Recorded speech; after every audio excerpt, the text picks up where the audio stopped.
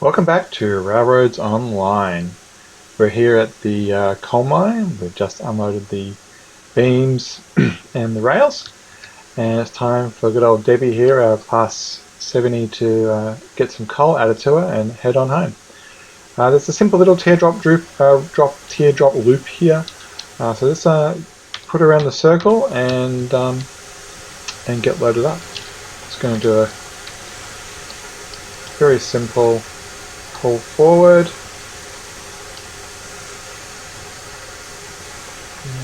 Moving nicely. Alright, I might give it a little bit more go. No, that's 70. No. So we're just going to let that pull forward. So, recapping from last episode, we brought 3 ore cars empty. They hold 10 each. And we brought 3 state cars of rails at 10 each. And we brought 10 cars of beams. So 10, 10, 10, or 30, 30, 30. On the way home, we're just going to pick up the 30 ore. And the next major step after that is to go down to the smelter and pick up the raw iron. So we have 13 cars, so we could pick up 39, and we will pick up 39, but we really only need 30 from a balance point of view. 30 raw iron with 30 coal ores. This little bluff out here is kind of tight. We do get a nice little view of the waterfall up here. We're going to come back, go around the valley, and we'll end up going back home in the line that is down there. That's the way home. So we have to snake down the hill and go home. And you can see that with the map. We'll get back down there.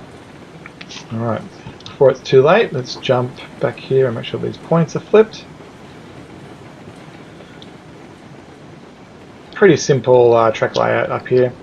Last episode when I ran up the hill, I decided that, you know what, it was just too complex up here. There was too many switches and stuff, and I reduced it down to this pretty simple line. Pretty cool that we get a nice little U-turn shot there. Might use that for a shot. Don't know, we'll see. Gotta have some screenshots, right? So let's jump up onto Debbie here. And we'll just ease it in underneath the coal chutes. Won't take too long to load her up. And then it's a downhill run for a while, so we'll be doing brakes downhill. And then along the river, all the way back out to the top of the map, to the smelter. Just watching our speed as we come through here.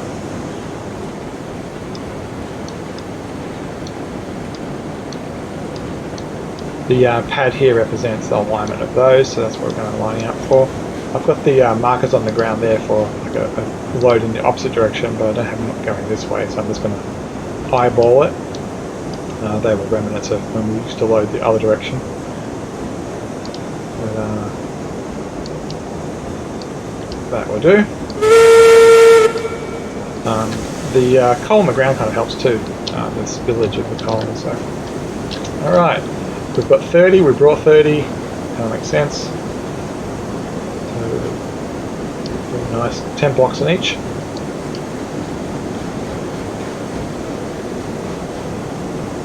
As long as you've got the orange highlight, the chute moves, so you don't have to keep your crosshairs on the chute. As long as you get a highlight, you can move the loader. I'm playing this the day after, on the 7th of January, the day after they changed the unloading system so that you have arrows and stuff, so we can play with that today a little bit too. Just watching it get down to 20, and then we'll just quickly push it up, and 20, stop the flow. I won't bother bringing it completely to the top. Because we're about to leave pretty soon, this loading doesn't take too long for 30. Let's get some fire in the belly. Quickly move forward.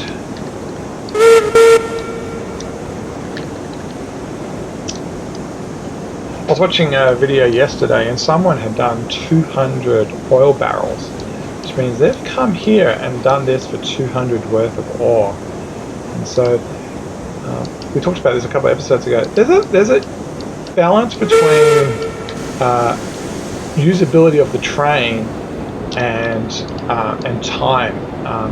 Bringing twice this load, so well, maybe this is a 30, bringing 40 or 50 or 60 obviously is way more efficient, especially when the valley run way over there is 20-30 minutes each direction. But it becomes a usability problem, running backwards and forwards and dropping off those beams, like particularly running to drop off beams here. If you have a train, this train's already 16 long. It just becomes a slight usability issue. I've got a feeling we have a brake problem. Yeah, it becomes an unloading issue. So I think mega trains are great and all, but I think you really have to do it with a multiplayer situation. Alright, and 10. Put her up. And one last quick move forward.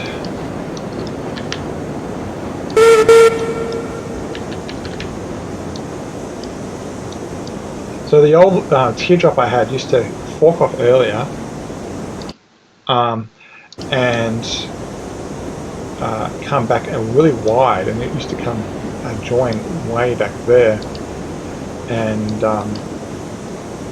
yeah, it just meant that the points were kind of weird and you have to run forward and backwards to change the points. So I decided just to simplify it, move the points to the far end rather than the close end, and yeah, and do it that way instead.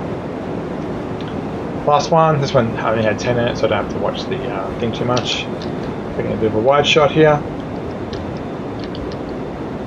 As I said, 3 ore hoppers, 30 each, and the 13 state cars. Caboose looks great in the snow out here, with the waterfall in the distance. We'll be heading down the mountain over here on the left, snaking down all the way through there, and then eventually we will come down this low line right here, snake around, then up the valley. Quick view of the map, get an idea of what that looks like. This is it zoomed out. So currently we're down here, we're looking over the valley right here. There's that crossing, and then all the way up to the smelter, back in the line that we came, up in the smelter. Between episodes I've deleted this, the line in the middle, the third line that wasn't fitting. So we'll come in, come through the loading platform, we'll add raw iron onto the state cars, and then we'll be going leaving, and then back out the valley, up the main line, and then back into the main part of the map, where we will fly down, and eventually, next episode, past the freight depot, past the oil field, and snake all the way down to the Ironworks to deliver it. So a long way away, a long way away. Alright, so let's see how the loading's going. We're finished.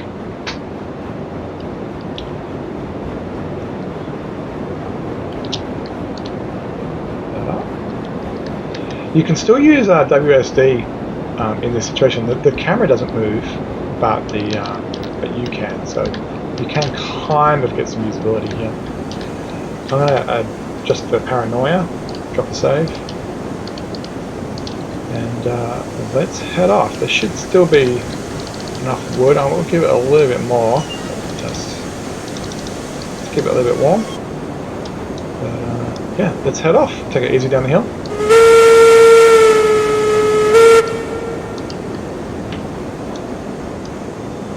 Away we go.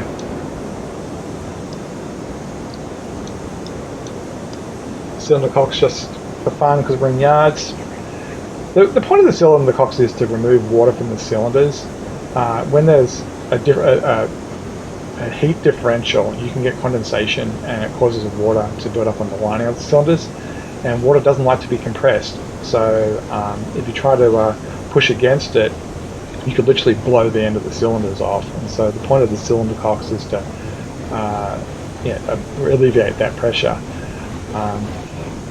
it does mean that the steam is not recollected when the stroke finishes, and so I kind of like to use it to represent that we're going to forego reclaiming horsepower for a little bit more horsepower at the time of just as we're building up speed. We'll keep a nice easy brake here as we leave, and off we go.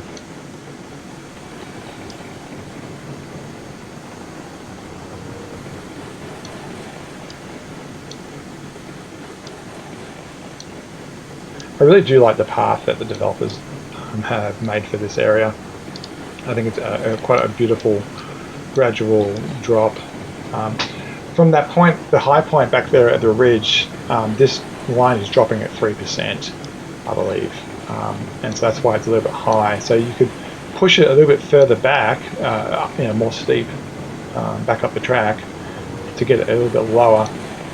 But a constant 3% grade is what you end up with this, or why you end up with this slightly elevated stone situation. So reg's on 0. I just got, I think, a 20% brake. I think we can, 10% brake. I think we can pull this off a little bit. She's very stable on the tracks.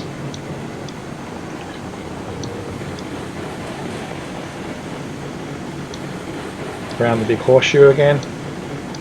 This is the steepest or the sharpest corner coming up the valley. But we're not going too fast, we're good.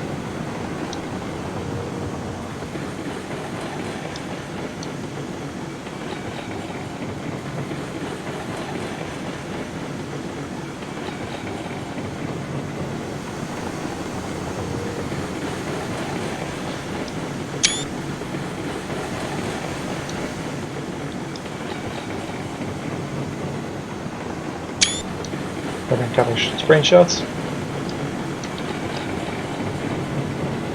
I think the rendering distance thing, hopefully they're going to get that fixed sooner than later, because it is quite egregious in some situations.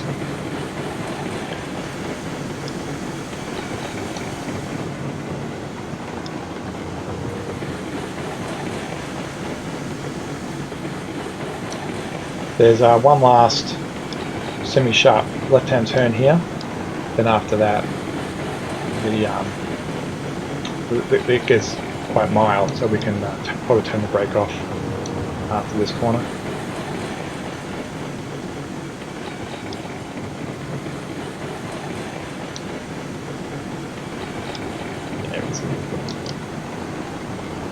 What was that coast for this point? Actually, I might give it a little bit of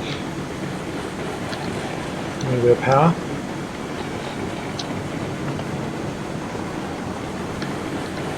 Bring it up to 10. We'll ease our way down the hill. Remembering that that back is still not around that corner.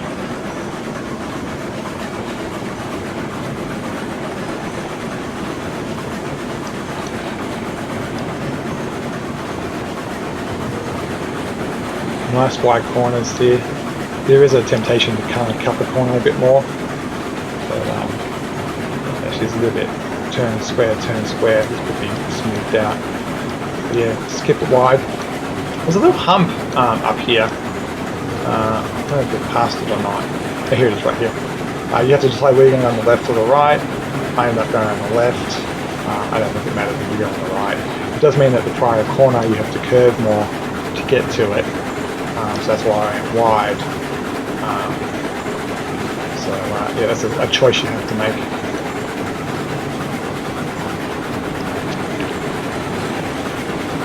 I want to turn the train's volume down a little bit in preparation for her to start howling as we go up the valley.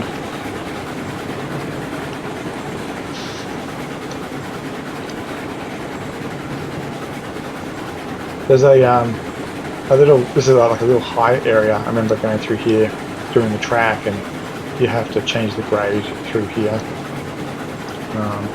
You see how close we get to the ground as we even out the grade. So that's a little tricky point where we don't have a consistent grade through there, you have to either raise it up a bit, like I have, or you need to accept quite a high grade. As I said, I'm pretty sure this is a 2.5 or 3% constant grade the whole way, so I end up with a bit of height because of that. As I said, with the edit, going the other direction, I actually went up the hill 100% regulator rather than 50 like I did on the video. So nice smooth turns are the key. Alright, and we are down off the curves. We're going to about to cross the river, which means we are now basically on the river run. And we can start opening her up. So we're on 10 right now, and we'll slowly build it up.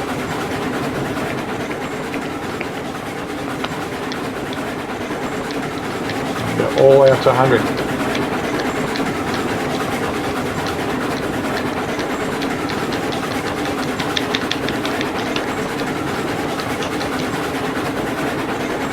And there we go, up the valley.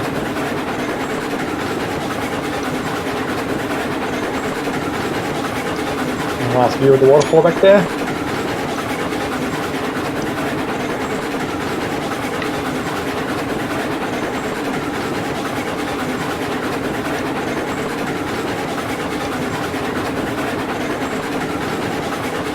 Since we did the run the other direction and I was talking all of the time, I'm going to be quiet this time. I'll keep the map off the screen and you can just enjoy the view.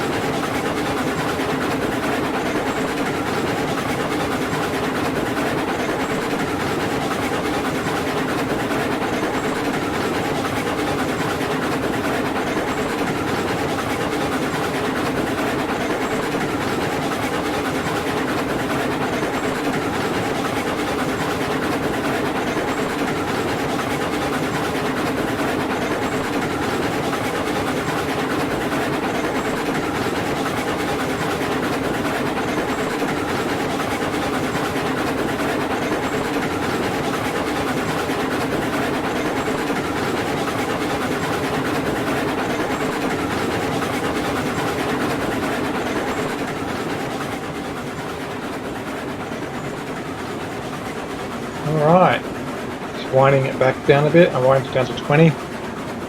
This is a little bit of a climb here, because there's a bit of a hump here. To the left is the standard line off to the iron mine, and this is us winding down off that plateau near the waterfall. This is the river that goes to the waterfall, and the waterfall is just here to our right. This point here, marked by the stone, is the top of the climb. In this local area, it kind of goes down and up, and then we're going to start descending down into the valley. Fun little trip. Doesn't take too long at 4 reg. Just going to glide this down. Actually, I'm going to give it a little bit of break. Take it with respect as we start rolling down the hill. Waterfalls going to come into view on our right now. There she is.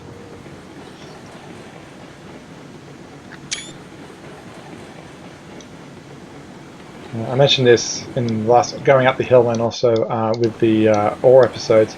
A lot of people go up this little hump up here, climb up here, and you end up with a 4 or 5% grade. I decided just to skirt the hill in front of it and stay in the constant 3% grade. Going to slow down a bit here. There's a semi-tight right-hand corner under the bridge across the river. Take it with respect. I'm actually going to stop at over here to the right, over the other side of the hill, because going northbound, going back towards the Sawmill, there's the main line, and we switched the switch a couple of episodes ago to do the ore train, and so I'm going to just use this opportunity while we're going so relatively slowly past it to break and flip that, so that way on our way home we can really just scream up the hill. Just around here. It's not on this line, so it doesn't really matter. Doesn't matter too much where I park. But yeah, I'm just going to switch this switch, because when we finish getting our raw iron down from the smelter, we're going to do a U-turn and come back up this hill on this track. And I don't really want to be stopping as we come up here, so we can just fly through and go off towards the sawmill to the right. This left-hand track is used as part of a big Y off of this track. You can see the other part of the Y there. The point is on the valley, end of the valley over there, and then it goes off over the other side, and then this set of points for the Y is on this side. That way it avoids having the points on the tracks up in the trestles.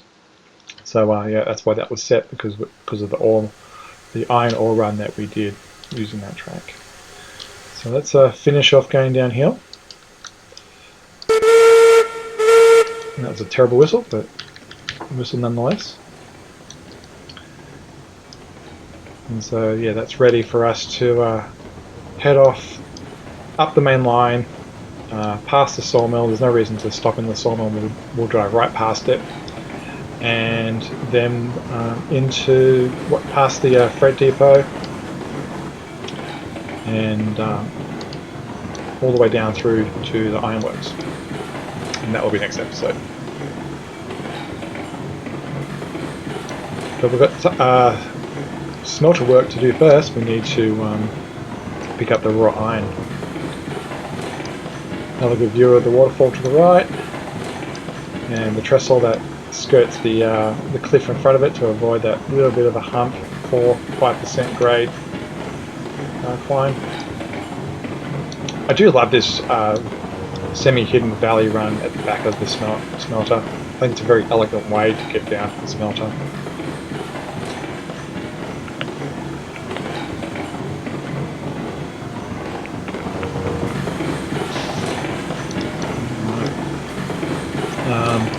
Between episodes, I did come down here and delete the third track that was being covered by the caboose, so you'll see that that's now gone. I left the cross in I put 3 crosses in a row to mark a good distance between tracks. But yeah, the middle track that was used to be coming off here is now gone.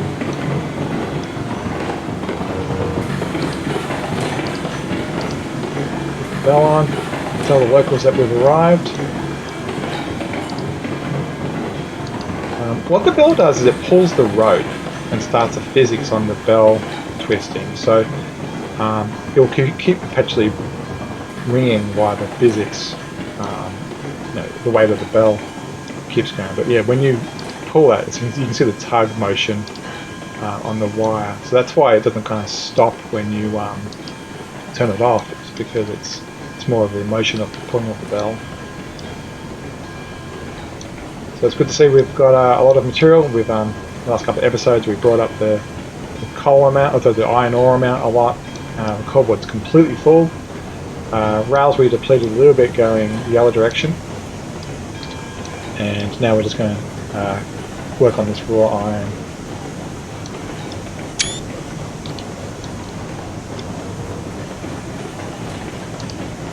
So we're lining up those first 2 Cordwood cars, state cars, with the raw iron, which is this marker here. Once again, this is a good example where the shadows can really help. You can see that right now, like particularly here, this shadow really helps a lot, and this shadow is either side of the pole, so it does a really good job. Alright, we'll quickly just show you loading a couple of raw pieces. These are only 3s, and so the loading process isn't, it's quite rapid. It's the same as the beams. It doesn't take long to put 3 on and then move forward. With such a long train, multiplayer again is amazingly good for this situation. So someone stays in the tender. And, yeah, you can see this is the new system.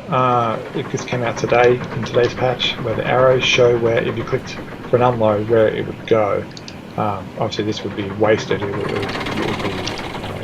wouldn't. I don't believe it would go back in the file. But you can, if I had another train next to it. Now I just got rid of the track that was there. But if I put a train there, I believe you can now transfer across trains, which is kind of cool. Yeah, so these only take 3. They kind of visually look like they should take 4, but it's actually only 3, so be wary of that. Yeah, so it's just a matter of pulling forward and filling up all the other cars, and then we're heading off down to the Ironworks, and we'll see that next time. See you next time.